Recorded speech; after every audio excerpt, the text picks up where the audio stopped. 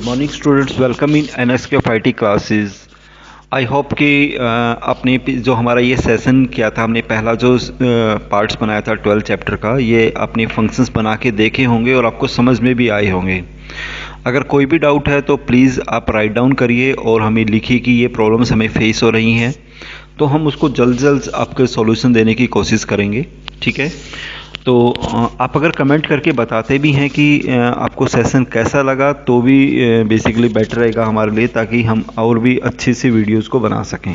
ठीक है, ओके। आज का जो सेशन है वो हम फंक्शंस को ही कंटिन्यू करेंगे। जैसे लास्ट सेशन में हमने फंक्शंस बनाना सीखा था, तो फंक्शन कैसे बनाते हैं आपने देखा होगा कि फंक्शन बनाने के लिए जो कीवर्ड यूज होता है that is define keyword. DEF keyword से आप फंक्शन बनाते हैं। DEF फंक्शन का नेम डाल देते हैं और फिर उसके अंदर जो भी उसके पैरामीटर हैं, तो विद पैरामीटर भी बना सकते हैं और विदाउट पैरामीटर भी बना सकते थे। ठीक है, और इसके अंदर अभी जो एक एग्जाम्पल दिया है वो आपकी बुक्स के अंदर 12.1 में देखिए, डिफाइन टेस्ट, मतलब एक फंक्शन बनाया यहाँ पे किसके नाम से, टेस्ट नाम से। A equal to int input enter a value, मतलब कोई भी एक वैल्यू इनपुट करनी है। ठीक है, ये हमने पहले भी सीखा हुआ है। If a greater than equal to zero, अगर ए की वैल्यू जीरो से बड़ी है तो पॉजिटिव वैल्यू आएगी, नहीं तो कौन सी वैल्यू प्रिंट कर देगा, नेगेटिव, और फंक्शन को कॉल कर लिया। ठीक है, तो अब जैसे यहाँ आउटपुट डाल दिया, अब यहाँ पे क्या लिखा, इंटर ए वैल्यू। ठीक है, अब क्या वैल्यू आ गई, जैसे 12 इनपुट किया तो क्या आउटपुट आ जाएगा 12, और वैल्यू क्या दिखा दिया इसे, पॉजिटिव। अगर नेगेटिव वैल्यू डालोगे दोबारा रन किया तो -63, तो क्या आउटपुट आ गया, माइनस में 63 का मीनिंग नेगेटिव वैल्यू हो गई। तो ये प्रोग्राम आप बना के देख सकते हैं इसके अंदर कि आप प्रोग्राम कैसे लिखेंगे बेसिकली। ठीक है, अच्छा, अब इसके अंदर कोई ये प्रोग्राम दिए हुए असाइनमेंट के अंदर, तो आप ये प्रोग्राम बना के देखना।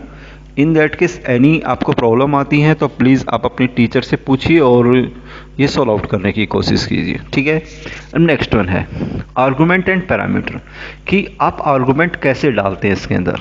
ठीक है, for example above the number were accepted with the a function itself, मतलब कोई भी एक फंक्शन में जैसे आप ये वैल्यू इनपुट करना चाहते हैं। ठीक है, but it is also possible that the user also define get the value with the function is called, मतलब लेकिन आप ये वैल्यू तब इनपुट करना चाहते हैं जब फंक्शन को हम कॉल करेंगे। ठीक है, तो जो फंक्शन का हेडर है, ठीक है, उसके अंदर एक पैरामीटर डालना जरूरी है। ये एक पैरामीटर आपने असाइन कर दिया।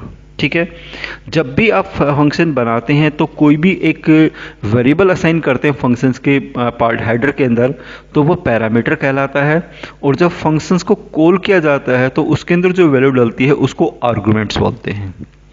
ठीक है, जैसे डिफाइन एक फंक्शन बना दिया यहाँ पे सम स्क्वायर नाम से। ठीक है, एन सम इक्वल टू 0, कि सम की वैल्यू क्या ले ली हमने, 0, एक वेरिएबल हो गया। फॉर आई इन रेंज, मतलब आई एक फॉर लूप यूज किया हमने, 1 + n+1, यानी 1 से स्टार्ट होगा, और nth नंबर में 1 इसलिए जोड़ दिया क्योंकि ये -1 तक चलता है, अदरवाइज अब ये वहां तक चलेगा जो नंबर आपने पास किया हुआ है। जैसे आपने 5 डाल दिया तो 5 तक चलेगा। And sum equal to sum plus i तक आपने सम कर दिया और इसको आउटपुट के रूप में शो कर दिया। ठीक है, तो इस तरीके से आप एक फंक्शन बना सकते हैं इसके अंदर। आगे स्टूडेंट समझ में। तो अब इस फंक्शन को जब कॉल किया, देखो यहाँ पे एक वेरिएबल क्या डाल दिया, num equal to int input enter a value, मतलब कोई भी एक वैल्यू को इनपुट करना है आपको, and then sum square equal to num, और इसको आउटपुट में। मैं पे एक सिंपल प्रोग्राम बना के दिखाता हूँ कि आप विद पैरामीटर फंक्शन कैसे बना सकते हैं। ठीक है, तो हम वापस अपने पाइथन के कोड में चलते हैं। ठीक है, यहाँ पे सबसे पहले डिफाइन लिखा हमने, एक कोई भी एक फंक्शन बना दिया, मान लो हमने एक फंक्शन बना दिया स्क्वायर नाम से। ठीक है, और यहाँ पे एक पैरामीटर डाल दिया n। क्लियर हो गया। अब यहाँ पे एक फंक्शन बना दिया रिजल्ट। अब स्क्वायर कैसे निकालते हैं, जो भी वैल्यू आपने इनपुट की उसी को एक बार और मल्टीप्लाई कर देते हैं। ठीक है, एंड देन इस टाइप से बनाने के बाद आप इसको आउटपुट डाल दीजिए यहीं पे प्रिंट। ठीक है, एंड देन रिजल्ट इज, ये मैसेज शो कर दिया मैंने, ये स्क्वायर इज, ये मेरा एक मैसेज हो गया। एंड देन कोमा करके वेरिएबल का नाम डाल दिया आपने res। ठीक है, अब जब भी कॉल करेंगे तो कौन सा फंक्शन कॉल हो जाएगा, स्क्वायर। अब यहाँ पे एक पैरामीटर डालना जरूरी है, जैसे आपने 5 का स्क्वायर निकालना है तो 5 डाल दिए। ठीक है, अब जब रन करोगे तो आपके पास स्क्वायर इज कितना आ गया, 25। ठीक है, ये मैसेज मेरे को आउटपुट के रूप में शो हो जाता है। ये मेरा एक पैरामीटर हो गया और आपने उस पैरामीटर को जब भी आप कॉल करोगे तो कॉल करते वक्त आपको वैल्यू पास करनी है। अब इस वैल्यू का आप इनपुट भी करवा सकते हैं। इनपुट कैसे करवाओगे? जैसे आपने एक वेरिएबल डाल दिया यहाँ पे num equal to int input enter a number, तो कोई भी एक नंबर को हम क्या कर सकते हैं? इनपुट करवा सकते हैं। और जो भी आपने 5 डाला था इसकी जगह आप क्या डाल दीजिए? नम डाल दीजिए, ठीक है। और इसको जैसे रन किया आपने यहाँ पे तो आपसे एक नंबर पूछ रहा है पहले कि इंटर ए नंबर, आपने नंबर डाल दिया 8, तो 8 का स्क्वायर कितना हो जाएगा? 64, ठीक है। तो इस तरीके से आप जो फंक्शंस बनाते हैं, मतलब विद पैरामीटर का बेनिफिट ये होता है कि वैल्यू तब डाली जाती है जब फंक्शन को कॉल करेंगे, और विदाउट पैरामीटर वैल्यू तब डाली जाती है जब फंक्शंस को क्रिएट किया जाता है। तो दोनों तरह के फंक्शन आप बना करके देख सकते हैं, विद पैरामीटर भी और विदाउट पैरामीटर भी। अगर एक फंक्शन के अंदर एक लूप चलाना है, मान लो हमें फंक्शन के अंदर क्या चलाना है? मान लो लूप, ठीक है। जैसे आपका वो प्रोग्राम बना हुआ था, जैसे मैं फंक्शन का नाम स्क्वेयर ही रखता हूँ, कोई दिक्कत नहीं है, ठीक है। अगर मेरे को एक लूप चलाना है तो क्या चलाएंगे यहाँ पे? 4, ठीक है। ए एक वेरिएबल हो गया। इन एक फंक्शन कौन सा यूज होता है? रेंज। और कहाँ से स्टार्ट करना वो डाल सकते हैं आप इसमें। एंड देन कितने नंबर तक चलना है? जैसे n+1 कर दिया, मतलब जो भी पैरामीटर डालोगे उससे एक आगे तक वैल्यू आपको चलानी है, ठीक है। और अब फंक्शन के अंदर क्या लिखा मैंने, ठीक है।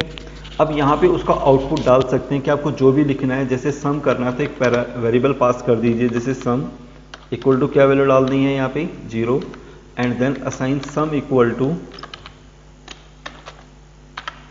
सम प्लस, और ब्रैकेट में वेरिएबल का नाम क्या आ जाएगा? a। एंड देन आउटपुट डाल दीजिए यहाँ पे, ठीक है। सम इज, ये मैसेज हो गया मेरे पास, ठीक है। और वेरिएबल का नेम क्या हो गया था मेरे पास? सम, ठीक है। एक नम पहले पास कर दी, और ये जहाँ तक भी लूप है वहाँ तक आपके पास ये चल जाएगा, ठीक है। तो इस तरीके से आप कोई भी एक फंक्शन बना सकते हैं, जिसमें हमने ये यूज़ करना सीखा कि कोई भी वैल्यू डालोगे वहाँ तक आपको सम करना है। जैसे आपको 1 से 5 तक का सम करके देखना है, तो 1 से 5 तक का सम कितना हो जाएगा? 15, ठीक है। दोबारा इसको एग्जीक्यूट कर लो। जैसे दोबारा से F5 किया, तो जैसे दोबारा से F5 करेंगे इसको हम, तो फिर से एक नंबर, जैसे आपको 10 तक का सम करना है 1 से 10 तक, तो जैसे 1 से 10 तक का आप सम करते हैं यहाँ से, तो 1 से 10 तक का सम कितना हो गया? 55, ठीक है। तो इस तरीके से आप प्रोग्राम बना के देखना, प्रोग्राम को के कॉन्सेप्ट को समझिए। मतलब एज इट इज़ प्रोग्राम आपको टाइप नहीं करना है, प्रोग्राम के कॉन्सेप्ट्स को समझना है कि प्रोग्राम कैसे काम कर रहा है। फिर आप जब प्रोग्राम को बनाएंगे तो आपके लिए प्रोग्राम काफ़ी ईजी हो जाते हैं, ठीक है। तो आज हमने बेसिकली एक और यूज़ करना सीखा कि ये जो आपने प्रोग्राम बनाया हुआ है 12.4 का, इसमें कैसे यूज़ किया हुआ है वो चीज़ें आप यहाँ पे डिफाइन कर सकते हैं, ठीक है। अच्छा, अब देखिए, जैसे अब इसको आउटपुट जो आया हुआ है उसको दे दिया इसने सॉल्यूशन की, आर्गुमेंट में क्या डाल दिया? नम में 5। एंड देन वो कहाँ पे स्टोर हो जाएगा? n पैरामीटर में चला जाता है। ये जो 12.3 का जो ये 5 प्रोग्राम है, आप इसमें ये बना के देखो। इसमें ये रैंडम फंक्शन यूज़ किया हुआ है। रैंडम फंक्शन 0 से 1 के बीच में कोई भी एक नंबर आपके पास आउटपुट के रूप में शो कर देता है, ठीक है। तो ये आपके पास हो गया, इसमें ये बना के देखना आप प्रोग्राम इसमें, ठीक है। नेक्स्ट वन चलते हैं। अब देखिए फैक्टोरियल का प्रोग्राम बनाया हुआ है इसमें, ठीक है। अच्छा, फैक्टोरियल क्या होते हैं? जैसे आपने 5 डाल दिया फैक्टोरियल जैसे 5 आपने डाल दिया तो वो 5th नंबर तक, मतलब जितनी भी वैल्यू ऊपर डाली हुई हैं वो सारी वैल्यूज मल्टीप्लाई होती चली जाती है। जैसे 1 × 1 1, 1 × 2 2, 2 × 3 6, 6 × 4 24, 24 × 5 120, मतलब जो नेक्स्ट वैल्यू है वो उससे मल्टीप्लाई होती चली जाती है, ठीक है।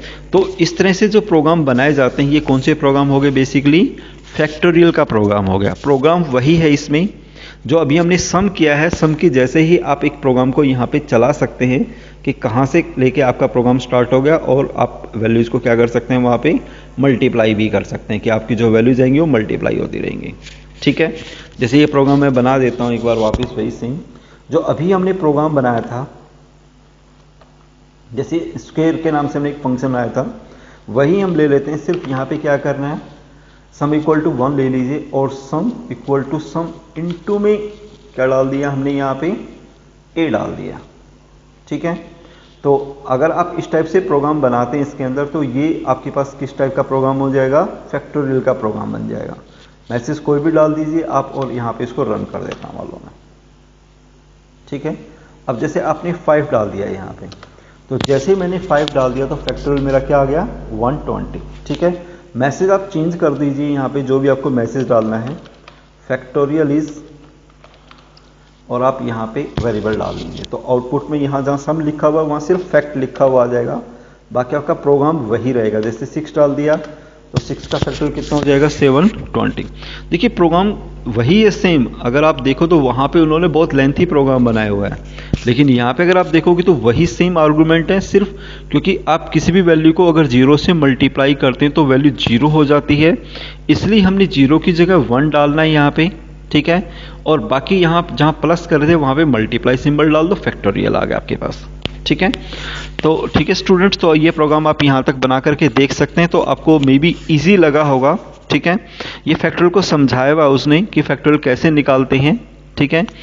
तो इस तरीके से आप बना सकते हैं, इसके अंदर के फैक्टोरियल के प्रोग्राम को समझ सकते हैं हम, ठीक है। अब नेक्स्ट वन जो पैरामीटर है वो हमारा स्ट्रिंग से रिगार्डिंग है। स्ट्रिंग का मतलब होता है कलेक्शन ऑफ कैरेक्टर्स, कि आप कोई भी स्ट्रिंग वैल्यू लेते हैं और आप उन स्ट्रिंग वैल्यूज़ को बेसिकली कैसे उसको यूज़ कर सकते हैं। स्ट्रिंग का मतलब होता है कोई भी नाम आपके पास हो गया तो नाम को कैसे आपको प्रिंट करना है, कैसे लिखना है।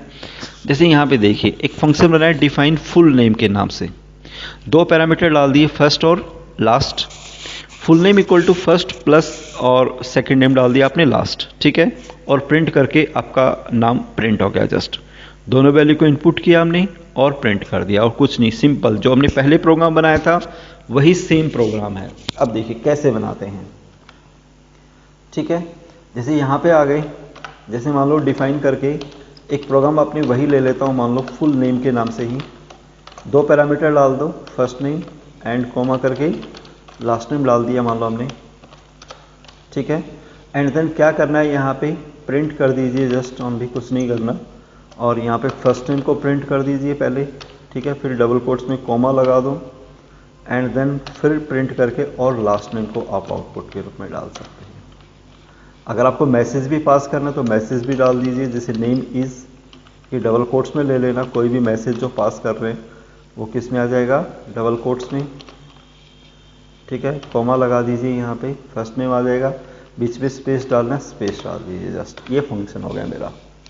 तो कि 2 नाम को आपको इकट्ठा करना है तो प्रिंट किया मैंने name is, first name output में डालना है और फिर दूसरे नाम को आउटपुट में डाल देना and then call the full name function को आप कॉल कर लीजिए यहाँ पे। तो जैसे ही कॉल करते हैं, अब इसमें पैरामीटर डालने हैं तो यहाँ पे पहला पैरामीटर डाल दीजिए। जैसे आपने अपना नाम डालना है, जैसे दिनेश, और कॉमा करके दूसरा नाम हमने डाल दिया कुमार, तो मेरा पहला नेम हो गया और दूसरा नेम हो गया। तो जब मैं इसको रन करता हूँ तो मेरा आउटपुट में क्या आ जाएगा, दिनेश कुमार। तो ये मेरे पास वैल्यू डालने का तरीका है कि आप किस तरीके से एक प्रोग्राम को बना सकते हैं। तो okay student, that is our functions की आप फंक्शन कैसे बना सकते हैं। स्ट्रिंग फंक्शन भी बनाना चाहो तो सिंपल स्ट्रिंग फंक्शन भी बनाए जा सकते हैं। तो that is our this one session. तो आप बिल्कुल इसकी प्रैक्टिस करिए और अच्छे से इनको यूज़ करके देखिए एक एक प्रोग्राम को, ठीक है। आप जितने प्रोग्राम बनाते जाओगे स्टूडेंट्स, उतना आपका इंटरेस्ट पाइथन में जनरेट होता जाएगा। पाइथन बहुत एक आसान सी लैंग्वेज है जिसका बहुत अच्छे से सीख सकते हैं। तो okay student, that is our this one session.